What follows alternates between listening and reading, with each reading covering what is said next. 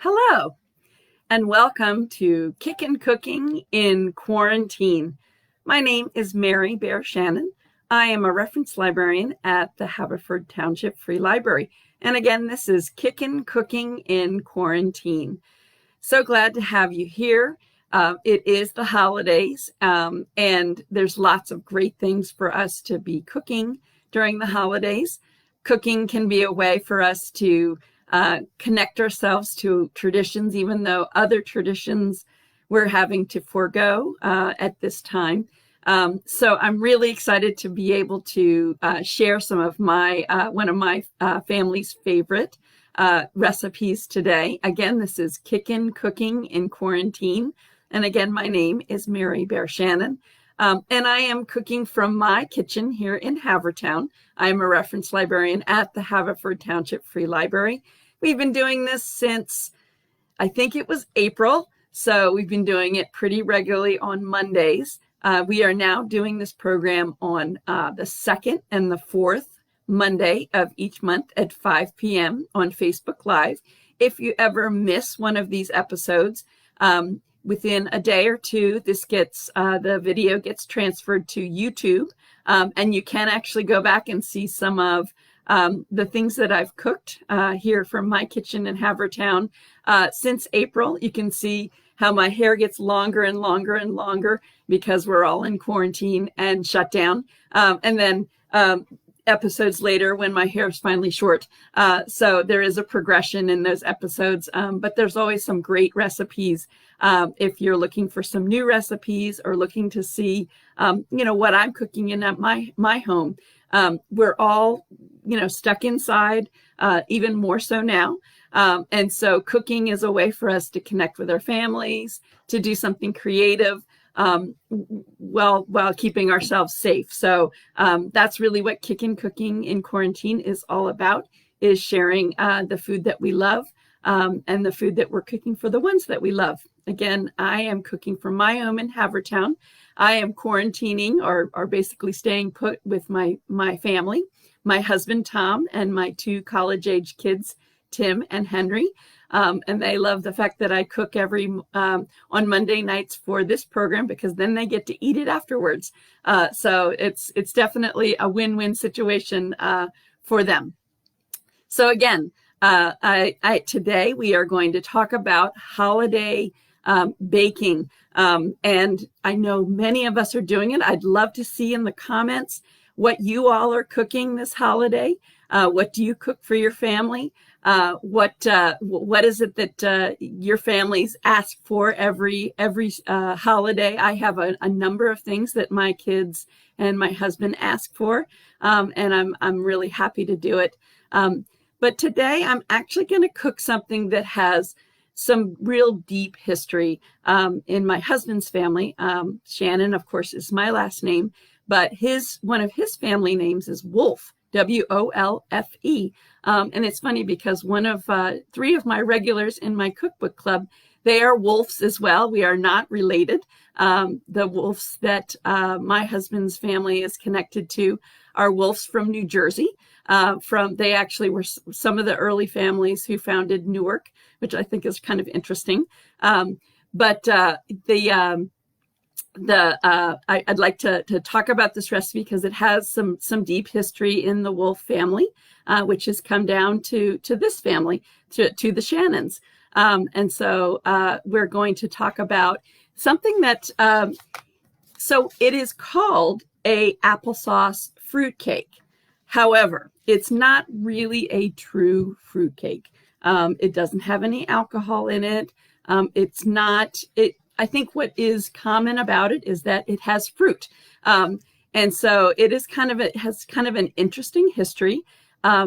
Years ago, when my oldest son was in kindergarten, they wanted us to come and talk about a tradition that the family participated in. And so I actually thought I would come and talk about this fruitcake recipe because it was over 100 years old. And so at that time, I actually interviewed my husband's grandmother. Her name was Marjorie Bash, and she had made this fruitcake, but she wasn't the first. Her mother made it, And her grandmother was the one that actually created this recipe. Again, this is an applesauce fruitcake. I would actually, if I'm really looking at the ingredients, it's really a spice cake that someone, that they decided to put fruit in during the holidays and call it a fruitcake. So the Wolfs are their background is Methodism, and so I think this probably makes sense that they wanted to do something without alcohol, because Methodists tend, at least traditionally, have not imbibed, and so this was probably a good way to make a fruitcake without pouring a lot of alcohol in it. So it is a really good, flavorful cake. When you cook it in your house, it smells fabulous. So if you're actually looking to sell your home, I would say make this recipe, because people will walk in and want to buy your house because it'll smell heavenly. It's got these great spices in it. The other thing about this recipe, and I'm going to show you the actual recipes, you can see it has been well loved. I have done it year after year and it's gotten splattered. This is actually my second attempt at doing this recipe card. I actually wore out the other one and had to redo this, but this is actually only after about 10 years of use. And I have been cooking this recipe for basically since I got married, which I can't even remember. I think it's 27 years ago. And I may have mentioned in past episodes that when I had one of my showers, my mom actually made this. She got this really great recipe, wooden recipe box.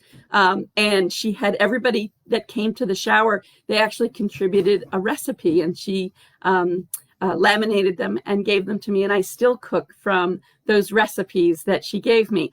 And I still remember at the end of the shower, my husband was looking through the box of recipes, and he just had this just animated look on his face, and he's like, wow, they must really like you. They gave you the fruitcake recipe. So it was one of those things that I don't think it's really a secret, but the fact that he thought that was significant, that they had trusted me with the fruitcake recipe, since everybody really loved it. So anyway, I thought I'd talk a little bit about, I would show you this recipe. The great thing about this is it's not very oily. Of course, I said there's no alcohol in it, but there's also very little fat. And really what makes it moist is applesauce. That's hence why it's called applesauce fruitcake. So there are some, again, it's a very moist cake, but it's really moist because of the applesauce, which really gives it good flavor as well. I'm just looking at some of the comments here. Liz says, my family looks forward to Su Boreg, which is sort of an Armenian lasagna. It's made with fine sheets of egg noodles, lots of butter and cheese. Yummy. Wow. I wish I could come to your house, Liz. You actually don't live too far from my house. And so I would love to partake. Liz is actually a regular attender of our cookbook club. So I'm hoping maybe we can get her to make that for us when we can all be together, which of course cannot happen at the moment. We are meeting virtually for a cookbook club. So anybody, and actually I see that my sister is on, and she says one of her holiday favorites is turkey roll-ups. And you may remember that I actually demonstrated turkey roll-ups a couple of weeks ago, which is a great way to use your leftover turkey at Thanksgiving. So that is really a delicious holiday treat that I really look forward to every year. So anyway, I think we're going to get started. If you have other holiday treats that you cook, please put them in the comments. I'd love for you to share what you are cooking and what is it you have to do every year, and what are some of the things that maybe, as opposed to the things that you might leave off, but what are the things that everybody is expecting and the things that you love to cook? So put those in the comments. So with that, we're going to go on to my kitchen to show you how we make Tom's great-great-grandmother Minnie Wolf's applesauce fruitcake. And Minnie Wolf is she is the author of this recipe, so I want to give her credit due. She lived really at the turn of the of the 19th into the 20th century. This is really her recipe that she adapted. So on to my kitchen to make this recipe. So the first thing I want to tell you is to make this come out of the pan, I highly recommend lining the bottoms of your loaf pan. So I'm actually going to show you how I do that. And of course, now all you're going to see is my midsection, but I want to show you how I'm doing this. I'm just using this regular Pyrex. Again, this is a 5 1/4 by 9 by 2 7 3/4 pan. This is actually a double recipe, so you can half this recipe when I post it on Facebook. This is going to make 3 loaves of fruitcake, and I'm just going to get rid of this little, if you can't see it, hopefully you can't. Okay, so we're just going to trace this. I'm just doing this last one so I can show you how I do it. Super easy, but I tell you, it helps it to come out of the pan. Probably, most importantly, because it doesn't have a lot of oil. It is very moist, but you want to make sure that this does not stick in the pan because you want it to come out completely at the end. So again, I am just cutting out. Now, again, this is wax paper. And you want to put this on the bottom so it'll actually come out of the pan easily at the end. I also am going to spray it with a little bit of spray oil to make sure that it is completely well lubed. So anyway, so this is going to go in the bottom here, as you can see. And then I'm going to show you, I actually have, like I said, this makes 3 loaves. So one always stays here, one always goes to my mother-in-law, and then it usually goes to some other family member as gifts. So again, I'm just putting the wax paper in the bottom, and then, as I said, you're going to spray the bottom just to make sure, and the sides. You want to spray all around just to make sure this comes out. And then, because again, I give this as a gift, and I want to make sure it comes out perfectly at the end. So again, we are just spraying this and having the wax paper in the bottom. Okay, so we're going to put these to the side, and we're going to start with putting this together. Now, the beginning is just sugar and butter. Now, again, this is 2 tablespoons of butter, so very little oil in this recipe. This is 4 cups of sugar. Now, just remember, this is a double recipe. The word from my husband's grandmother was, you can't just make a single because it's so good and everybody wants it. So that was really her word. So that's why she gave me a double recipe, which I always make. So, and again, it's just incorporating this little bit of butter, creaming it into this sugar. Again, it's not much, but it's just kind of incorporating so you don't have lumps of butter in your batter. And again, this is just, as I said, just 2 tablespoons of butter in 4 cups of sugar. So again, this is a very sweet cake. It's a very spiced cake, but it is really, really good. Okay, so again, we're just kind of incorporating, and I had kind of softened up this butter before I got started, and you're just kind of getting it mixed in with your sugar so that you don't have too many lumps.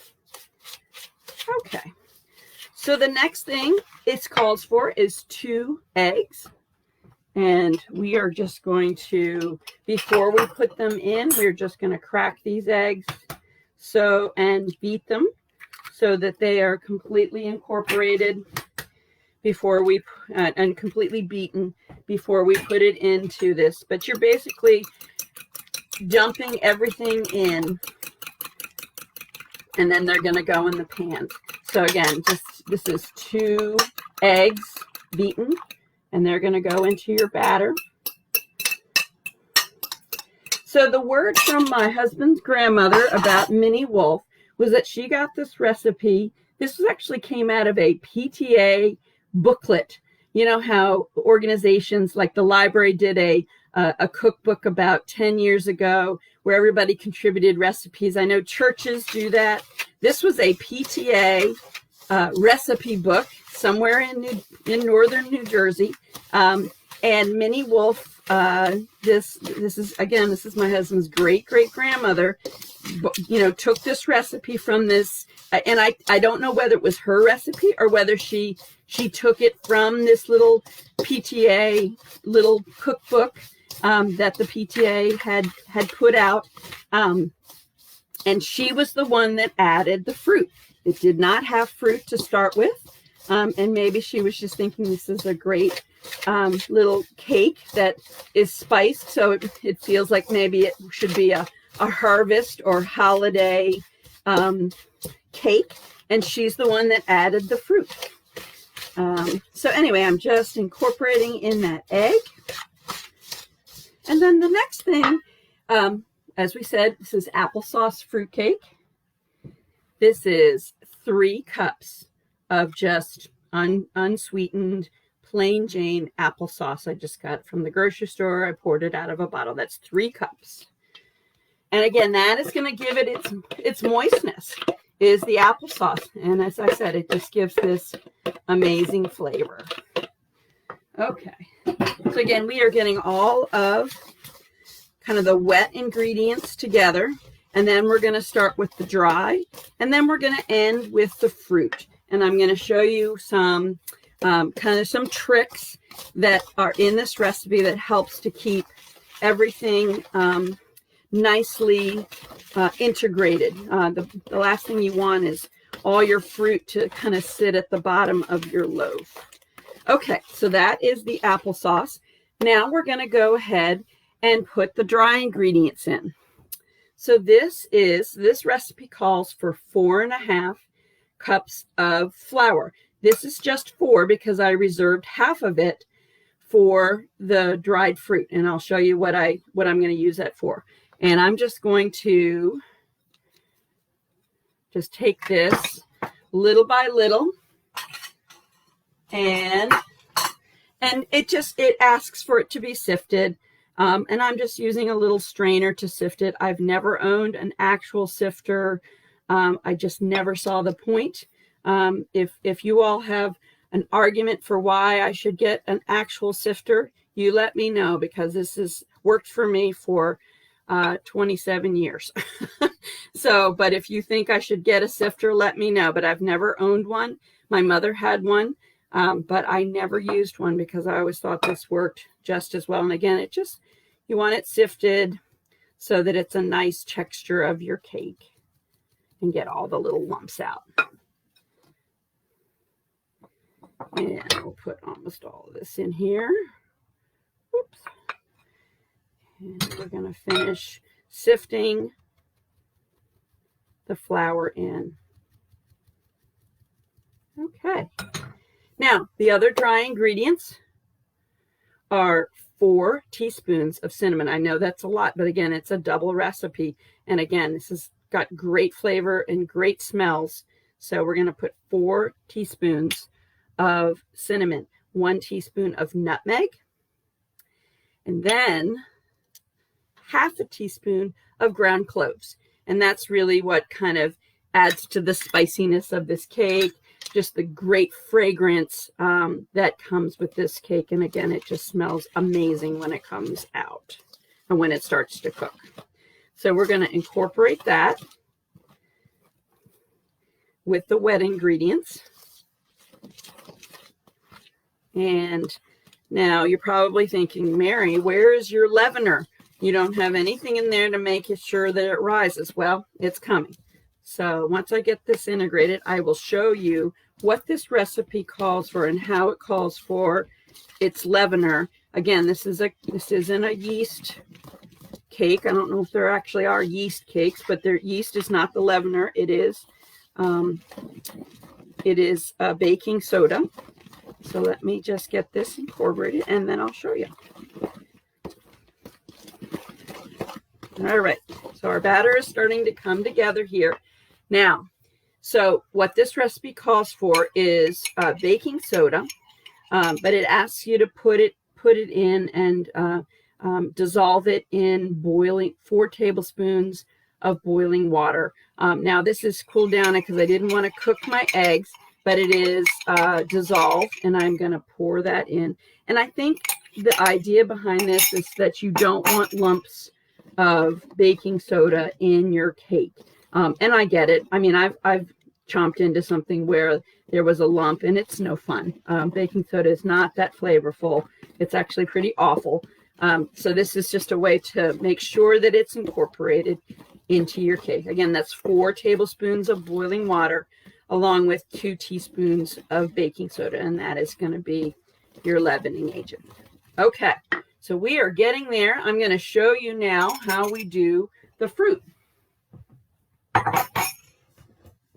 So what I have here is a pound of candied fruit. Now, I'll tell you this, it has gotten harder and harder over the years to find this in the grocery store. I don't know why. It was really easy this year, and I'm not sure why it was so easy, but in past years, it's taken me a number of trips to different grocery stores to find the candied fruit. It's here, as you can tell, it's kind of moist and wet, and it is on top of 2 cups of raisins. So I have all of my dried fruit in here at the moment. Again, that's 2 cups of raisins and a pound of candied fruit. And I found it at Giant in the produce section. So, and again, it was relatively easy this year, which was great. Now, again, here's the rest of that flour. This is 1/2 cup of just regular all-purpose flour. And I'm going to put this in. And you're like, Mary, why?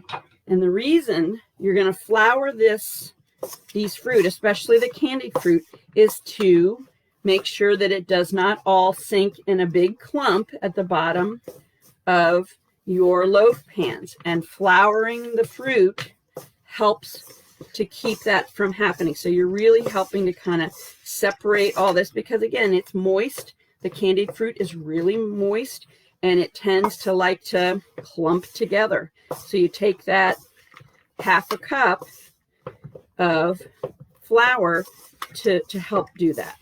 So we're going to incorporate all this together. And as you can see, they're all fairly separated, so they're not going to clump together in my batter. Okay, and I think that's fairly well incorporated. And then we're going to add this to our batter. And that is that. And then we are going to fold this in and incorporate it into this batter. And again, this makes a lot of fruitcake batter. That's why we have 3 loaf pans. The recipe itself says, as I said, this is a double recipe because a single is never enough. That is the words of Marge Bash, who gave me this recipe.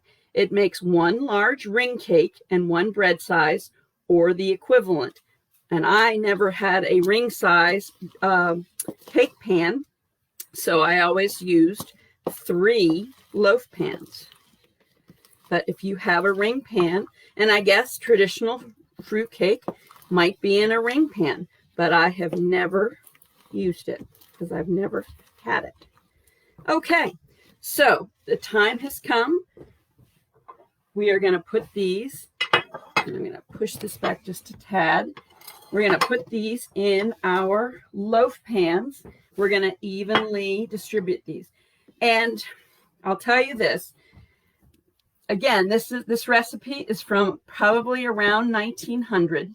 And the recipe says, let me see, bake up.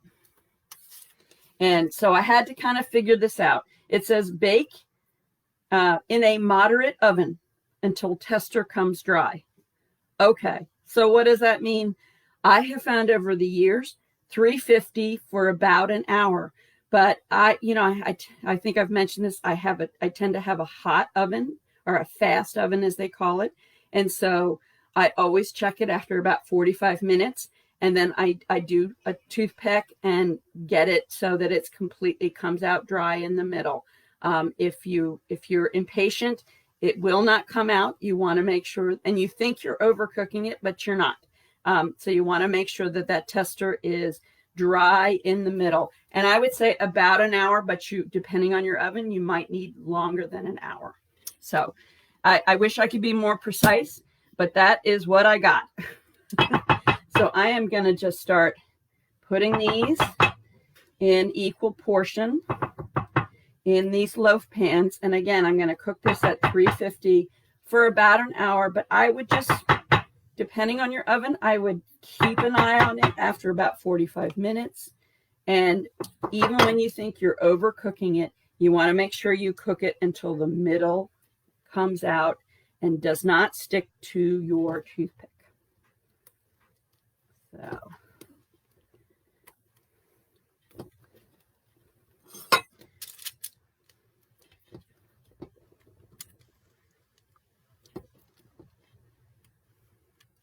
And I'm hoping you guys are putting your the things that you're cooking in the comments, because I'd love to see what you all are cooking. And I would also love to see, what are the traditions, especially because this is such an extraordinary year. What are the traditions that maybe you're letting go of this year? Maybe you're saying, this is too hard. And maybe some of the things that you just wouldn't think of letting go even during a worldwide pandemic. So I'd love to see that. Some of the other things that my family likes is chocolate dipped pretzels. They all love that. I do both milk chocolate and white chocolate, and they go very fast. The other cookie that they love me to make is something called peanut blossoms, which comes with a Hershey's Kiss. It's a peanut butter cookie that's rolled in sugar, and then you roll it into a ball, and then about 2 minutes before it's done, you put a Hershey's Kiss in the middle, and they love those as well. They are big peanut butter fans. Now, the one tradition that I let go of a couple of years ago, because nobody was eating them except for me, which is not good, is sugar cookies. As a child, we always made sugar cookies and we always iced them, but nobody in my family liked it and nobody would help me ice them. And I said, I'm not doing it anymore. So anyway, you can see here, they're all done. They're all in their pans and they're going to go in at 350. So back to seeing my face. So that is the fruitcake recipe. It is, again, it's a family favorite here. I know that there are people all over the U.S. that are part of the Wolf family who live in places like Texas and New York and New Jersey and now in Pennsylvania that love this recipe, and in Massachusetts. And so I'm glad to be able to continue on this over 100-year tradition to people who like to eat the applesauce fruitcake. So I think that is it for me. I was just looking to see if there are any more comments here. It looks like someone said, I never heard of baking with wax paper, just parchment paper. I don't find that it melts. Again, it's so lightly covered, but it definitely helps it to come out of the pan. But you could use parchment paper too. I just always used wax. So anyway, that's it for me. This is Cooking in Quarantine. Again, my name is Mary Bear Shannon. I am a reference librarian at the Haverford Township Free Library. I'm glad you could join me today, and I hope you all have a very happy holiday. The next time we will be showing is right between Christmas and New Year's. I do have some New Year's Eve treats that the Shannons like to cook, so I'm going to demonstrate some of those yummy things. But I hope that you and your family enjoy a very happy and healthy holiday season, and I'll see you in a couple of weeks. Bye-bye.